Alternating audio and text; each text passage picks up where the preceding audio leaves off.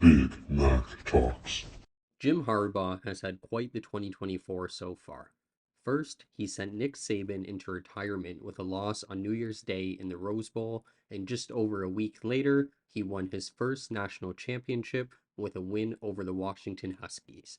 Now, just a couple weeks after helping Michigan secure its first national title since 1997, he gets to return to one of the former teams he played quarterback for, the Los Angeles Chargers, as a head coach.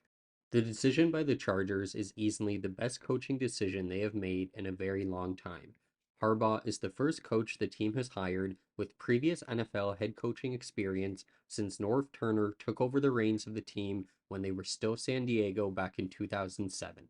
He's also the first coach they have hired in the team's history who was the head coach of a Super Bowl participating team before arriving in the organization.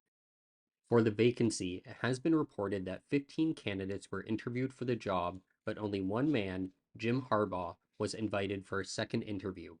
This means that the decision was relatively easy for Chargers owners the Sopranos family, as they needed an aggressive NFL coach who has shown they can transform a team and win games at the highest level. When looking at potential options that might fit the bill, the only three realistic candidates were Dan Quinn, Bill Belichick, and the now hired Harbaugh. In the case of Quinn, he was never on the Chargers' radar and has not shown that he can rebuild a team or culture like Harbaugh will have to do for the Chargers. This left either Harbaugh or Belichick as the only realistic candidates, with the latter likely looking to leave the AFC altogether and partner with an NFC team. This left one option, which thankfully for Chargers fans was the best option. The agreement between the Chargers and Jim Harbaugh is reportedly set for 5 years and will see the tenacious head coach return to the NFL for the first time in a decade when he was fired by the San Francisco 49ers despite never having a losing season with the team, making a Super Bowl, and playing in three consecutive NFC championships in his short 4 year tenure with the Niners. Replicating this type of success for the Chargers would be outstanding for the organization, as they have never won a Super Bowl and also have not played in one since 1994 when they ironically lost to San Francisco. The Chargers also have not won a playoff game since 2013 and have not won a division title since 2009 under Norv Turner. Since Turner, the Chargers have yielded several talented rosters, but have mustered an 81 and 86 record, which is below 500 and not up to par for a team that relocated to Los Angeles with high expectations. The Chargers are in desperate need of a transformation as they tied the NFL record with the most losses in games decided by 3 points or less, with seven, finishing the season 0-7 in such games. They also ranked 28th in team defensive yards allowed, marking the third straight year they were 20th or worse in the category, all of which were under Staley.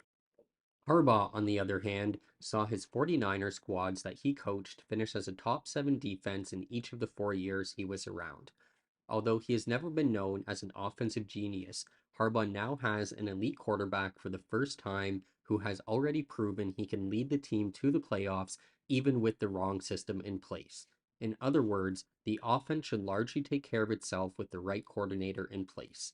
Additionally, the Chargers' ability to contend with almost every team in the NFL but lose by three or less in nearly 50% of the games played in 2023 was more likely a reflection of poor game management by Staley or the team's defense failing to make a stop when they needed it.